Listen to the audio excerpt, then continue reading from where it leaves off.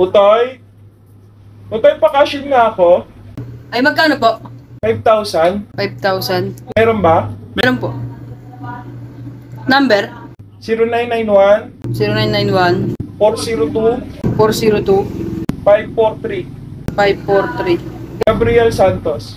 Gabriel Santos. 5,050 po lahat. Pipicturean ko ah. Opo, sige po. Nasend mo na ba? Ay, hindi pa po. Ay, pakisend na lang, Utoy, kasi kailangan ko ng padala yan sa kanya. Ay, bayad po muna bago ko isi-send.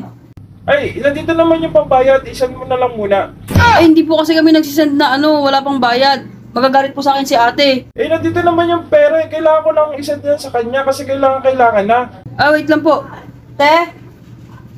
Te? Oh, bakit? Eh, gusto daw isend na. Eh, wala pang bayad. Pwede ba yun, te? Ay, hindi ah. Ay, kuya, hindi po. Okay, ibigay niyo mo muna po yung bayad niyo bago namin isend. Isend nyo muna bago ko ibigay yung bayad. Ay, naku, hindi ho. Hindi po pwede yun. Kahit saan po kayo pumunta ng GCash, ganun po talaga. Ibibigay niyo muna sa amin yung pera bago namin isend. Naku, kung ganyan, wag na. O sige, wag na lang po. Kala mo ah. Muntik pa ako mascam dun, te Ako, mag-ingat ka sa mga ganyang transaction na utoy. Scammer yan.